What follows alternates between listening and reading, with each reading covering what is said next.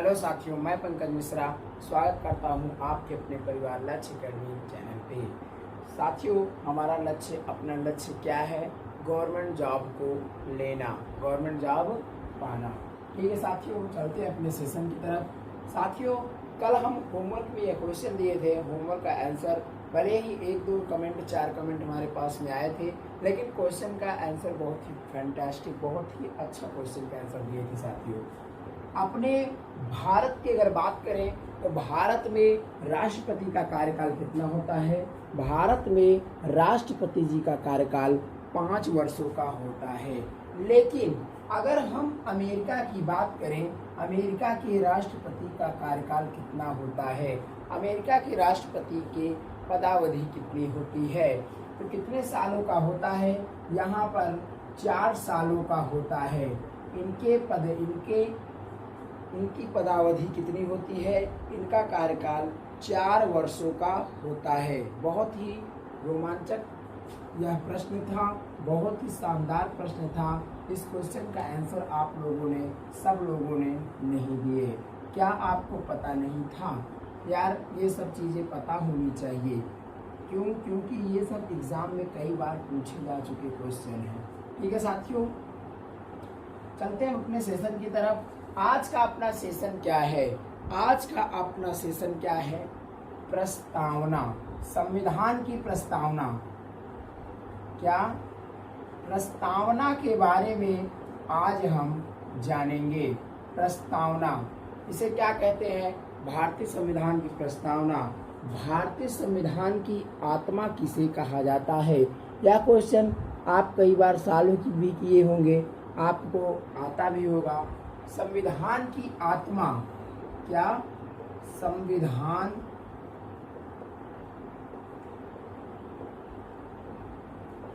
की आत्मा या कुंजी, संविधान की आत्मा या कुंजी किसे कहा जाता है? तो बस किसे कहा जाता है? प्रस्तावना को कहा जाता है।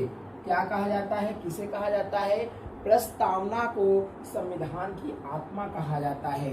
यह क्वेश्चन कई बार डायरेक्ट एग्जामों में आ चुका है। तो साथियों, आज हम इसी के बारे में फुल डिस्कस करेंगे कि प्रस्तावना क्या है, कैसे है, ये कैसे, इसका भारतीय संविधान से क्या रिश्ता रहता है, इसके बारे में हम देखेंगे। साथियों, प्रस्तावना को समझने से पहले हम 3 चीज़ों के बारे में ध्यान देंगे। क्या ध्यान देंगे? सबसे पहले हम 3 चीज के बारे में देखेंगे। सबसे पहले क्या होता है? संविधान का स्रोत।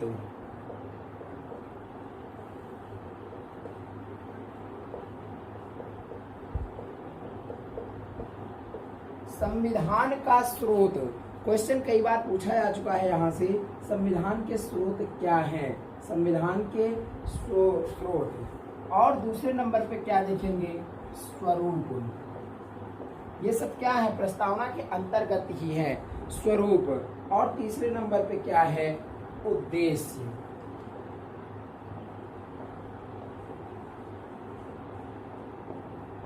यानी कि प्रस्तावना के जरिए से हम ये तीनों चीज के बारे में पता करेंगे कि संविधान के स्रोत क्या हैं, स्वरूप क्या हैं और इनका उद्देश्य क्या है। इन तीनों चीजों के बारे में हम जानने की कोशिश करेंगे। तो साथियों, संविधान का स्रोत क्या है? संविधान का स्रोत क्या है? जनता है। क्या है? जनता है। हम लोग हैं, भारतीय लोग हैं। तो संविधान का स्रोत क्या है? जनता है। और प्रस्तावना के अंतर्गत अगर हम बात कर रहे हैं तो इसमें क्या क्या चीजें हैं? तो स्वरूप की बात करें अगर, तो स्वरूप में देखा जाए तो स्वरूप में कई चीजें हैं। स्वरूप में कई चीजें शामिल हैं, जैसे संपूर्ण प्रभुत्व। क्या? संपूर्ण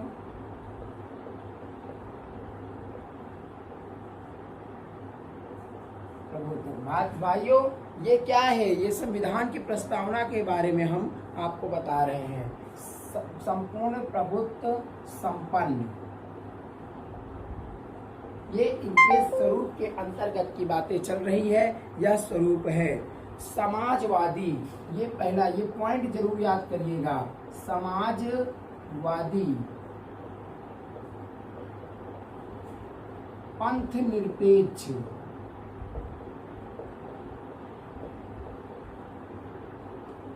ये सब इम्पोर्टेंट टॉपिक है।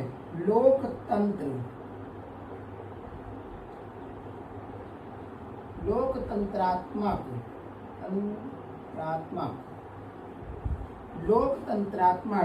और क्या है, गणतंत्र गणराज्य,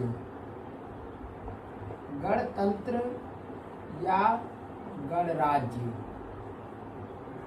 ये सब चीज क्या आते हैं, प्रस्तावना के स्वरूप के अंतर्गत आते हैं। वही हम आगे जा करके इसको पढ़ते हैं, क्या, संविधान के अंतर्गत। और साथियों उसके बाद अगर हम उद्देश्य की बात करें तो उद्देश्य ही ऐसे ही है। उद्देश्य को हम देख लेते हैं, इसको हम रब कर देते हैं, आप लोग देखते चलिएगा, सब कुछ हम आपको एक एक करके पूरी प्रस्तावना को आज हम पूरे डिटेल से पढ़ेंगे।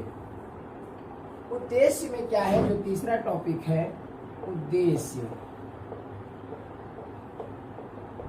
उद्देश्य के अंतर्गत क्या क्या है,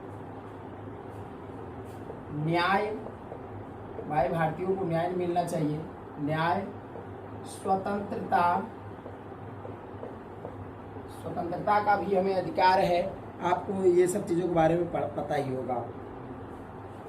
समानता यानी कि समता का अधिकार है, न्याय की गरिमा,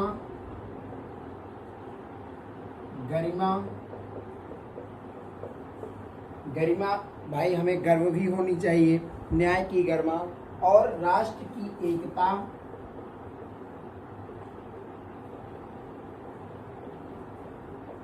राष्ट्र की एकता भी हमारे पास में है। और उसके बाद में बंधुता, बंधुता मतलब आप जानते हैं भाईचारा, बंधुता। तो ये सब चीजें क्या है, उद्देश्य के अंतर्गत आती हैं। ठीक है साथियों, एक एक करके आप याद कर लीजिएगा, पेपर टाइम के लिए बहुत ही इम्पोर्टेंट चीजें हैं, हम आपको पूरी तरह से समझा देंगे। ठीक है, एक भी क्वेश्चन जो भी यहाँ से उठता है उसको हम जाने नहीं देंगे। ठीक है साथियों, तो साथियों अब चलते हैं, हम आपको प्रस्तावना के अंतर्गत की चीजें बता दिए। अभी इसका क्या, कौन क्या, किसका क्या मतलब है, इसके बारे में हम देखते हैं। साथियों सबसे पहले हम क्या जानते हैं कि संविधान की आत्मा किसे कहते हैं, प्रस्तावना को ही कहते हैं। संविधान की कुंजी किसे कहते हैं, प्रस्तावना को ही कहते हैं। संविधान के अंतर्गत इसे 3 भागों में हम विभाजित करते हैं, संविधान के स्रोत, स्वरूप और क्या, तीसरा चीज क्या है, उद्देश्य। इनके अंतर्गत कौन कौन सी चीजें, क्या क्या चीजें हैं। तो साथियों संविधान की प्रस्तावना को परिचय पत्र किसने कहा, ये सबके तरह तरह के मत हैं। संविधान की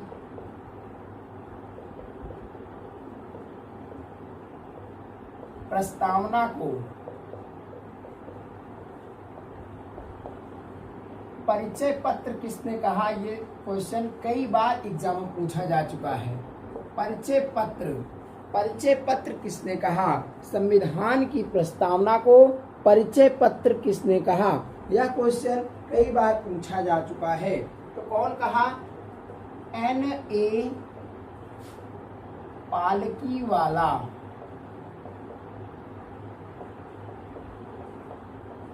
कौन कहा, N.A. पालकीवाला। क्लियर साथियों, उसके बाद नेक्स्ट क्वेश्चन और इम्पोर्टेंट जो चीजें हैं हम वही आपको बता रहे हैं।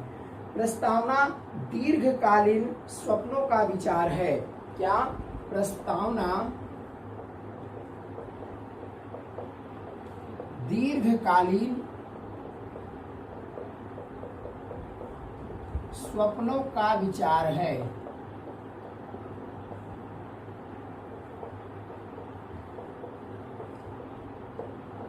किसने कहा, प्रस्तावना दीर्घकालीन स्वप्नों का विचार है। यह वचन, यह उक्ति किसने दिया, तो कौन दिया है, अल्लादी कृष्णस्वामी अय्यर। किसने दिया है, अल्लादी कृष्णस्वामी अय्यर। आप लोग इसे दोनों क्वेश्चनों को नोट कर लीजिए, इंपॉर्टेंट क्वेश्चन है, किसी भी एग्जाम में ये क्वेश्चन आ सकता है, हाई लेवल का हो एग्जाम या लो लेवल का हो, आपसे पूछा जा सकता है। ठीक है साथियों, उसके बाद हम आपको बताते हैं और आगे। आप टेंशन मत लीजिए, जो भी क्वेश्चन यहाँ से उठेंगे एक बार आप पढ़िए मन लगा के, उसके बाद दोबारा थोड़ी ना पढ़ना है यार। एक बार पढ़िए, क्या आप ऐसे पढ़ते ही रह जाओगे? पढ़ोगे तो फिर पढ़ते ही रह जाओगे।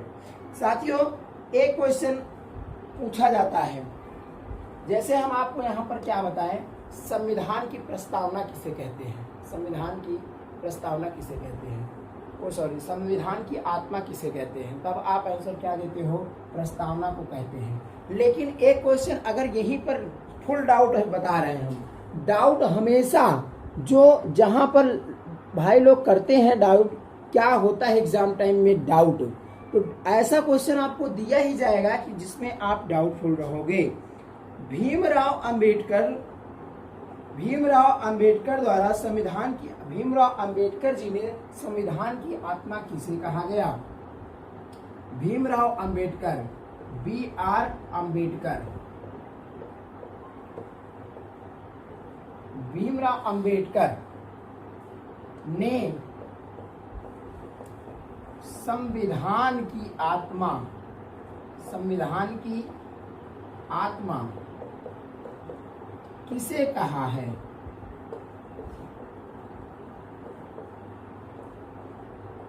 अगर ये क्वेश्चन आ जाता है और आपको प्रस्तावना ऑप्शन दे दिया जाएगा, तो मैं 90% बच्चों की गारंटी लेता हूँ 90% लोग क्या करेंगे कि बस यही प्रस्तावना को ही टिक करके आएंगे और वो बोलेंगे कि हमने महारत हासिल कर लिया है और मेरा क्वेश्चन एकदम राइट है। लेकिन ये राइट नहीं है, ये एकदम रॉन्ग है। भीमराव अंबेडकर द्वारा जब किसी के बारे में पूछा जाए, कि जब किसी का नाम लेकर के यहाँ पर पूछा जाए कि इनके द्वारा संविधान की आत्मा किसे कहते हैं, तब वहाँ पर आंसर चेंज हो जाता है और क्या हो जाता है, इसका आंसर क्या होगा? अनुच्छेद 32 को कहा जाता है। अनुच्छेद 32, अनुच्छेद 32 जब आप पढ़ेंगे तब उसके बारे में आपको पता लग जाएगा। और उसी अनुच्छेद 32 को भीमराव अंबेडकर जी ने क्या कहा? संविधान की आत्मा। क्या कहा? संविधान की आत्मा।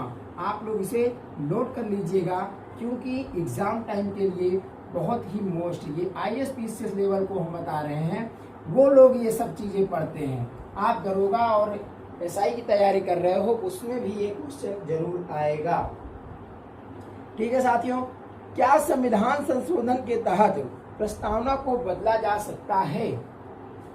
आपसे अगर ये क्वेश्चन पूछा जाए कि संविधान की प्रस्तावना को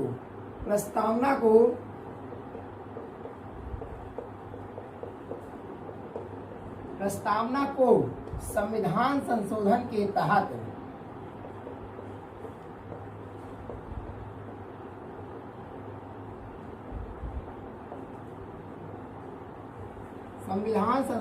के तहत बदला जा सकता है?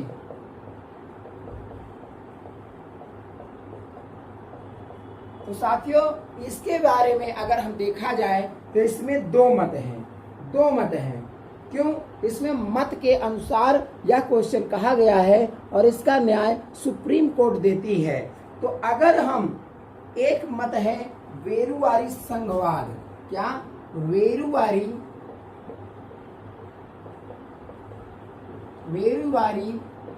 संघवाद, इनके मत के अनुसार अगर देखा जाए, यही एक दो मत ऐसे हैं जो मोस्ट इंपॉर्टेंट हैं। वेरुवादी संघवाद के अनुसार अगर देखा जाए तो प्रस्तावना को संविधान संशोधन के तहत बिल्कुल नहीं बदला जा सकता, क्योंकि इसे सुप्रीम कोर्ट ने आदेश दे दिया है। वेरुवारी संघवाद के अनुसार क्या है कि प्रस्तावना को संविधान संशोधन के तहत नहीं बदला जा सकता है, बिल्कुल नहीं बदला जा सकता है। लेकिन अगर एक बात और की जाए, अगर इनके मत के अनुसार, क्वेश्चन आपसे ऐसे ही पूछा जाएगा कि वेरुवारी संघवाद के अनुसार प्रस्तावना को क्या बदला जा सकता है, तब आपको यस नो में अगर आंसर देना चाहिए तो आंसर में क्या आपको इस मत को याद रखना है कि किसके अनुसार ये बोल रहा है। वेरुवारी अगर बोले तो बिल्कुल नहीं बदला जा सकता। और अगर यही मत अगर एक और है, केशवानंद भारती बनाम केरलवाद, कौन है? केशवानंद भारती, केशवानंद भारती बनाम केरलवाद। अगर इनके अनुसार आपसे पूछा जाए कि केशवानंद भारती बनाम केरलवाद के अनुसार क्या संविधान की प्रस्तावना को बदला जा सकता है, तो सुप्रीम कोर्ट ने इसका आदेश क्या दिया कि सुप्रीम कोर्ट के द्वारा इनका आदेश दिया गया कि हाँ, इसे बदला जा सकता है। हाँ, बदला जा सकता है। क्या किया जा सकता है? बदला जा सकता है संविधान की प्रस्तावना को, इसे संशोधित किया जा सकता है। लेकिन एक बात और ध्यान देने योग्य, इसके मूल ढांचे को नहीं बदला जा सकता है, यानी कि इसमें संशोधित करके और कुछ लाया जा सकता है, लेकिन मूल ढांचा जो बन चुका है उसको नहीं बदला जा सकता है। ये क्या? ये दोनों मत के अंतर हैं। आप इस मत को देखते चलिए और समझते चलिए, पूरी तरह से आप इसे समझ लीजिए। उम्मीद करते हैं आपको यह समझ में आ गया होगा। ठीक है साथियों, हम इसे रफ कर देते हैं और आगे आपको हम कुछ और बताते हैं। साथियों, इसमें जो आप पढ़ रहे थे अभी तक, समाजवादी, धर्मनिरपेक्ष, पंथ निरपेक्ष, तो ये सब चीजें कैसे आई, किस तरह से आई, ये संविधान संशोधन के तहत ही आई है। पहले इस प्रकार से नहीं था। इसे संशोधित किया जा सकता है, लेकिन इसके मूल ढांचे को बदला नहीं दिया जा सकता है। साथियों, संविधान संशोधन 42वें संविधान संशोधन, संविधान संशोधन के तहत 42वें संविधान संशोधन के तहत साथियों इसमें क्या जोड़ा गया? समाजवादी, धर्मनिरपेक्षता, समाजवादी, धर्मनिरपेक्ष, धर्मनिरपेक्षता और अखंडता। क्या क्या जोड़ा गया? समाजवादी, समाजवादी, समाजवादी, धर्मनिरपेक्षता और अखंडता शब्द जोड़े गए। आपसे क्वेश्चन पूछा जा सकता है कि प्रस्तावना में समाजवादी शब्द कब जोड़ा गया? तो 42वें संविधान संशोधन, 44वें संविधान संशोधन, ऐसे करके 38वें संविधान संशोधन, ऐसे ऑप्शन दिया जाएगा और आपको सही आंसर देना पड़ेगा। अब तक अगर प्रस्तावना में देखी जाए तो एक बार संशोधन किया जा चुका है। केवल अब तक कितनी बार हो चुका? अब तक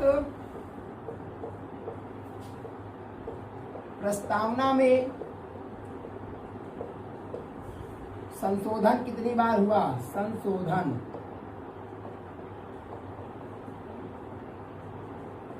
कितनी बार? कितनी बार हो चुका है? अब तक संविधान संशोधन कितनी बार हो चुका है? तो एक बार केवल हुआ है। एक बार 42वें संविधान संशोधन के तहत 1976 में हुआ था। 1976 में प्रस्तावना में संविधान संशोधन किया गया। बस यही चीजें आपको याद करना है। एग्जाम में यहाँ से क्वेश्चन उठता है और बनता है। बराबर एग्जाम में कहीं ना कहीं क्वेश्चन यहाँ से जरूर आएगा। तो आप लोग यार एक बार मेहनत करके पढ़ लीजिए, केवल एक बार पढ़ लीजिए। बार बार पढ़ने का ये झंझट खत्म हो जाए। एक एक टॉपिक को पढ़िए कि पूरी तरह से टॉपिक भी क्लियर और सब कुछ भी क्लियर हो जाए। क्लियर साथियों? तो साथियों उसके बाद में बचता है आपका एक अब इसके बारे में आपको समझना है कि संप्रभुता किसे कहते हैं, समाजवादी किसे कहते हैं, धर्मनिरपेक्ष किसे कहते हैं, लोकतंत्रात्मक किसे कहते हैं, गणराज्य किसे कहते हैं। इन सब चीजों के बारे में अब हमें देखना है, क्योंकि हमें ये भी तो पता होना चाहिए कि धर्मनिरपेक्ष है क्या, धर्मनिरपेक्ष है क्या। तो सबसे पहला टॉपिक हम आपको क्या पढ़ाए थे, यहाँ पर क्या पढ़ाए थे, संप्रभुता। क्या पढ़ाए थे, संप्रभुता। तो भारत किसी विदेश और आंतरिक संप्रभुता की अगर बात करें, क्या संप्रभुता की बात करें तो भारत ऐसा देश है, यह हमें बताता है कि भारत जो है, भारत चाहे अपने देश में हो या विदेश में आंतरिक फैसला ले सकता है। भारत किसी विदेशी और आंतरिक शक्ति के नियंत्रण से मुक्त है। क्या, आंतरिक शक्ति से मुक्त है। क्या है, मुक्त है। संप्रभुता का अर्थ यही होता है। इसके बाद में आ जाता है समाजवादी शब्द। क्या आ जाता है, समाजवादी शब्द आ जाता है। तो इसका अर्थ है समाजवादी। समाजवादी शब्द का अर्थ क्या है, इसका अर्थ कि आपका चाहे सार्वजनिक कार्य हो या निजी कार्य हो, उसमें क्या होता है, कंधे से कंधा मिला करके, यानी कि सामाजिक दृष्टि से देखना चाहिए, हमेशा समाज में रहना चाहिए, या निजी और सार्वजनिक दोनों क्षेत्रों में कंधे से कंधा मिलाकर रहना चाहिए। क्या करना चाहिए, कंधे से कंधा मिलाकर रहना चाहिए, कंधे से कंधा मिला करके रहना चाहिए। यही हमें समाजवादी शब्द बताता है, समाजवादी से हमें यही मिलता है। इसका लक्ष्य क्या है, गरीबी, अमीरी, बीमारी और असमानता को समाप्त करना, इसका लक्ष्य यही है। ठीक है साथियों। उसके बाद आ जाता है पंथ निरपेक्ष। पंथ निरपेक्ष मतलब कि धर्म निरपेक्ष। धर्म निरपेक्ष, यहाँ पर किसी भी धर्म का, सबका धर्म समान है। क्या है, सबका धर्म समान है, एक समान सबका धर्म है, किसी में भेदभाव नहीं है। भारत में सभी धर्मों के समान अधिकार हैं। ठीक है। लोकतंत्रात्मक इसके बाद आ जाता है। लोकतंत्रात्मक क्या है, लोकतंत्र। लोकतंत्र क्या होता है, लोकतंत्र इसका अर्थ क्या है कि सर्वोच्च सत्ता लोगों के हाथ में है, अर्थात जनता के हाथ में है। सर्वोच्च सत्ता, पूरी सत्ता जो है किसके हाथ में है, जनता के हाथ में है। क्लियर साथियों। आपको हम थोड़ा थोड़ा सब कुछ बता दे रहे हैं। गणराज्य, गणराज्य का मतलब क्या है, इसका अर्थ राज्य का प्रमुख प्रत्यक्ष या परोक्ष रूप से लोगों द्वारा चुना जाना। क्या, राज्य का प्रमुख यानी कि राष्ट्रपति, राज्य का प्रमुख मान लीजिए राज्यपाल होता है, राष्ट्र का प्रमुख मान लीजिए राष्ट्रपति महोदय हैं, राष्ट्रपति महोदय हैं। ये हम गणराज्य के बारे में बता रहे हैं। राष्ट्रपति महोदय यानी कि राष्ट्र का प्रमुख प्रत्यक्ष या परोक्ष रूप से लोगों द्वारा चुना जाता है। गणराज्य का मतलब गणतंत्र का मतलब यही है।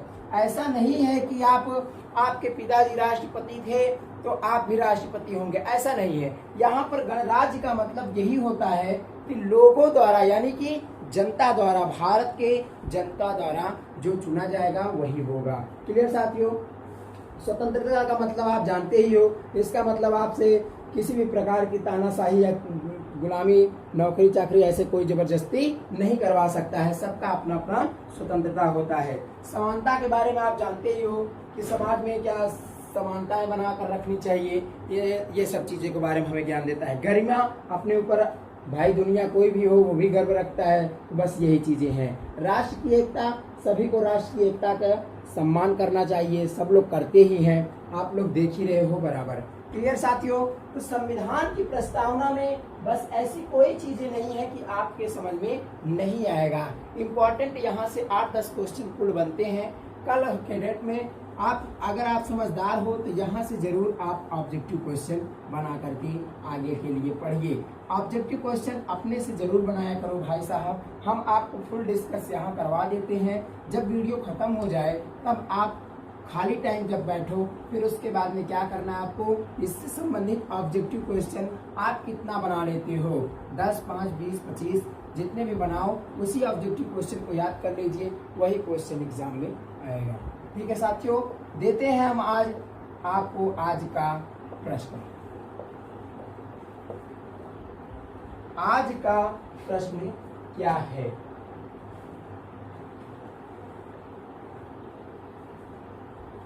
क्वेश्चन, नाना साहेब का वास्तविक नाम क्या है? नाना साहेब का वास्तविक नाम क्या है? ये 1857 के नेतृत्व में ये नेता थे। तो कहाँ के थे आपको हम बता चुके हैं। क्या आपको पता है? आपको पता है तो कमेंट बॉक्स जरूर करिएगा, कमेंट में जरूर आंसर दीजिएगा। नाना साहेब का वास्तविक नाम क्या है, इसका आंसर आप नीचे कमेंट बॉक्स में हमें जरूर देंगे। ठीक है साथियों, ये क्वेश्चन एग्जाम में कई बार पूछा जा चुका है।